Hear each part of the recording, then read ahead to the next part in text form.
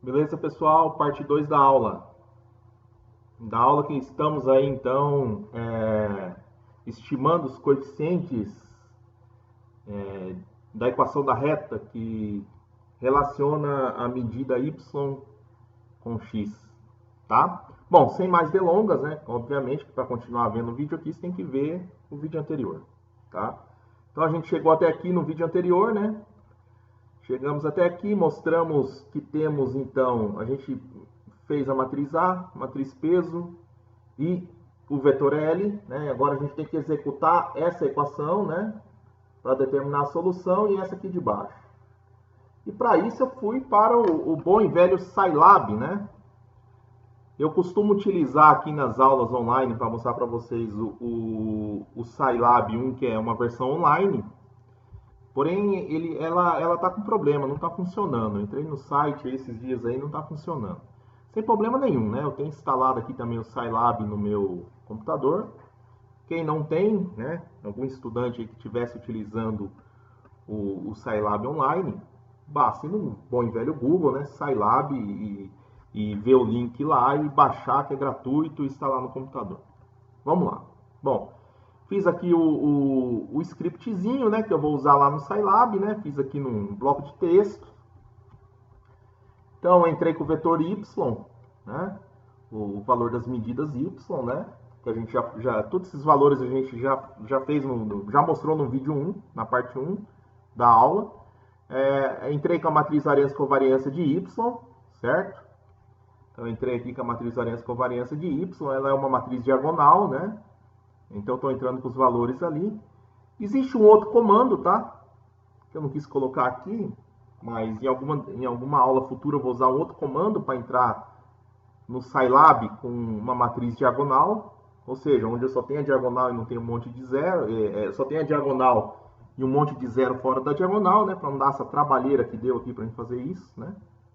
Mas achei melhor ainda continuar apresentando dessa maneira para vocês.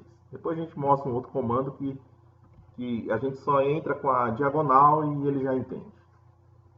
Continuar. Então, a peso, né? No nosso exemplo aqui, a peso como fator de variância a priori, a gente adotou como sendo 1. A peso é simplesmente a inversa da matriz variância-covariância de y, né?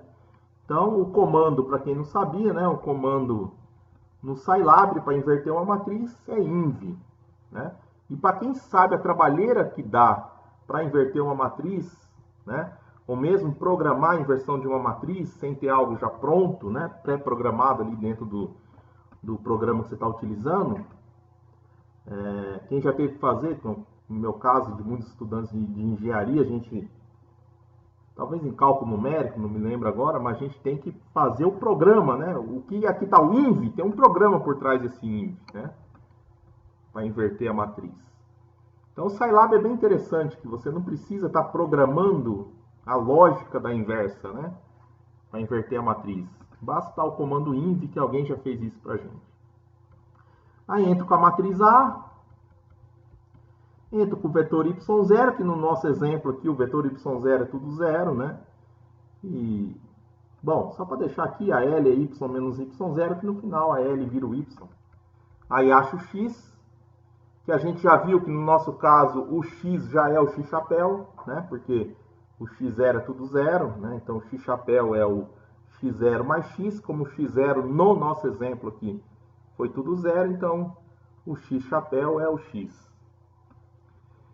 Calcula a matriz variância-covariância de x e da diagonal, né? Eu tiro o desvio padrão do coeficiente A, o desvio padrão do coeficiente B. Lembrando que aqui em x vai sair o coeficiente A e o coeficiente B que a gente quer determinar da equação da reta, que faz a relação entre y e x e y, né?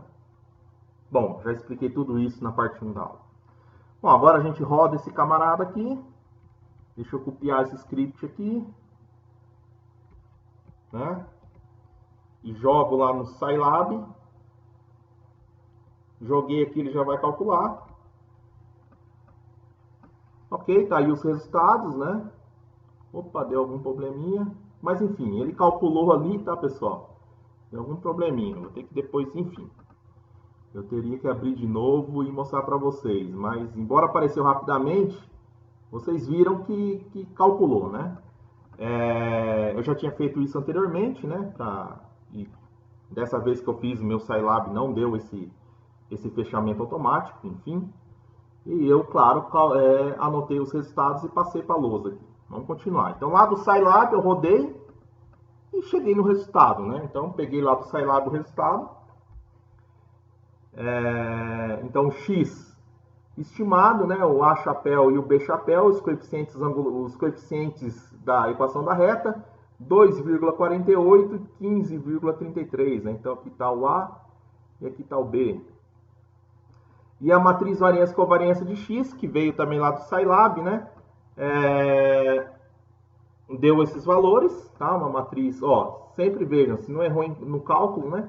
A matriz variância e covariância de X, do X chapéu, ele é sempre simétrico, né? Então, as covariâncias aqui têm o mesmo valor, tá?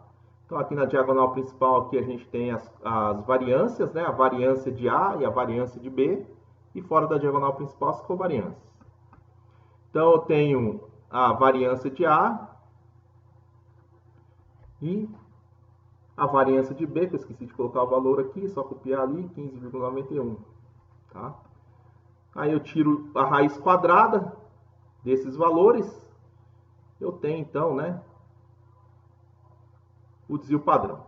Então a gente chega então com o resultado do ajustamento, pelo método dos mínimos quadrados, montado a partir do método paramétrico.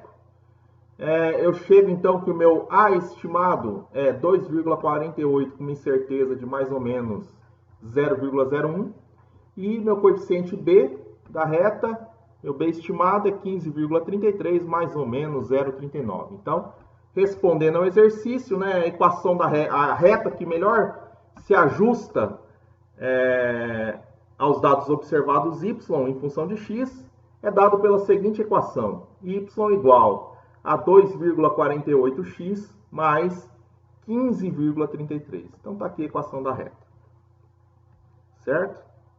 Bom, lembrando que esses camaradas, embora eu tenha colocado aqui 2,48, 15,33, lembrando que ele tem uma incerteza de mais ou menos 0,1 e aqui tem uma incerteza de mais ou menos 0,39. Então, além de estimar, né, as grandezas incógnitas, o método dos mínimos quadrados fornece também o desvio padrão dos carros, tá? Daquilo que foi estimado. Agora, tudo bem, aqui encerrou o exercício do método dos mínimos quadrados. Mas vamos continuar mais um pouquinho, né? Então, agora que eu tenho a relação entre o fenômeno y e a variável x, então, lembrando que eu fiz lá as medidas que eu fiz foi para x 10, 20, 30, 40, 50 e 60. Digamos que eu estou ali pesquisando esse fenômeno y, né? E eu quero saber, tá, eu não quero saber nesses valores, eu quero saber qual que é o valor para x igual a algum outro valor aqui no meio desse intervalo aqui, né? Sem precisar observar, já aproveitando que eu tenho a equação aqui, né? Então, digamos, quero saber lá para x igual a 15, qual o valor de y, né? Então é só substituir, colocar 15 aqui e você vai ter o valor de y. Mas além disso, você quer saber a incerteza. Então esse y vai ser mais ou menos alguma incerteza aqui. Posso conseguir essa incerteza? Claro que posso. A gente já viu na disciplina lei de propagação de variância e covariância. Como esse A tem uma incerteza, esse B tem uma incerteza, eu posso aplicar a lei de propagação de variância e covariância para descobrir qual que é a incerteza desse y, sem precisar ter medido ele, né? Então, agora que eu sei a equação, está aqui, ó. Esse plus a mais que eu estou fazendo na aula.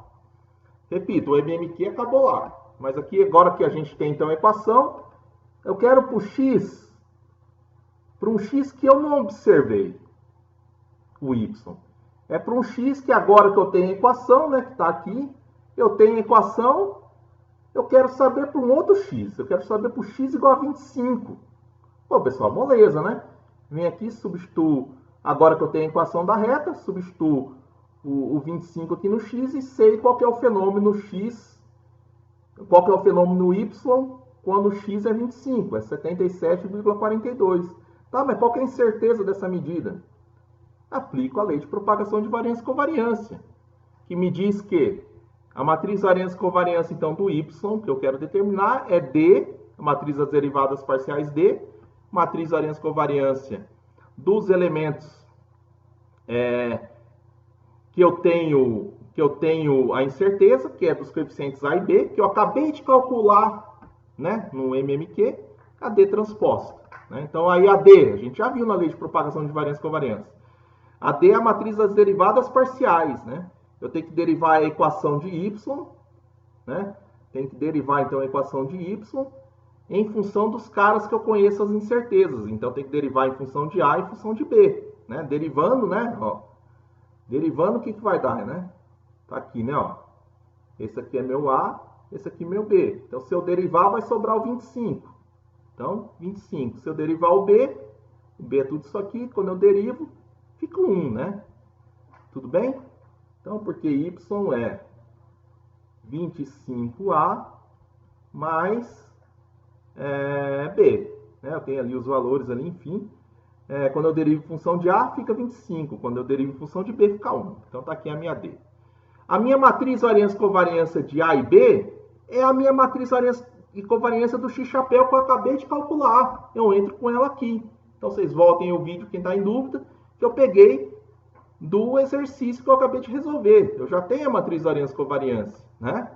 De A e B. Inclusive, eu tenho ela até com as covariâncias. Então, as covariâncias não sendo zero. Então, eu considero aqui também. Eu resolvi o MMQ, me deu esse resultado. Bom, aí é só aplicar, né? Eu não vou lá para o Scilab, vocês já cansaram de ver isso. É só eu fazer a D, que multiplica esse cara aqui, a matriz variância-covariância de A e B, vezes a D transposta, né? Esse cara aqui transposto. Fui lá no Scilab, mandei multiplicar. Cheguei, então, que a variância do Y que eu acabei de calcular ali é 0,038. Tirei a raiz quadrada, o desvio padrão do Y mais ou menos 0,19. Então, eu sei, então, que se X é igual a 25, então o Y é igual a 77,42 com uma incerteza de 0,19. Ok? Então, lembrando que esse Y não foi medido, né? É obtido de forma indireta. Na verdade, a partir de um conjunto de medidas, no caso foram 6 no exercício, eu determinei a equação da reta, e com essa equação da reta, então eu determinei o coeficiente A e B dessa equação da reta, com essas 6 medidas. Tendo essa equação da reta, eu também tenho incerteza desses coeficientes dessa equação da reta que eu determinei pelo MMQ. Eu agora posso aplicar para qualquer X. Eu acho o Y e acho a incerteza a partir da lei de propagação de variância e covariância. Tudo bem, pessoal? Então, encerramos aqui. É um exemplo dos mais clássicos aí, que todos que abordam o tema do MMQ normalmente mostram esse exemplo. Seja o pessoal aqui da área da engenharia cartográfica de agrimensura, ou seja, o pessoal da área também da matemática, da economia e por aí vai. É um exemplo bastante utilizado. Aqui com um plus a mais, que é depois aqui, né, o que a gente pode estar fazendo. Beleza, pessoal? Parte 2 encerrada e a parte final. Até o próximo vídeo.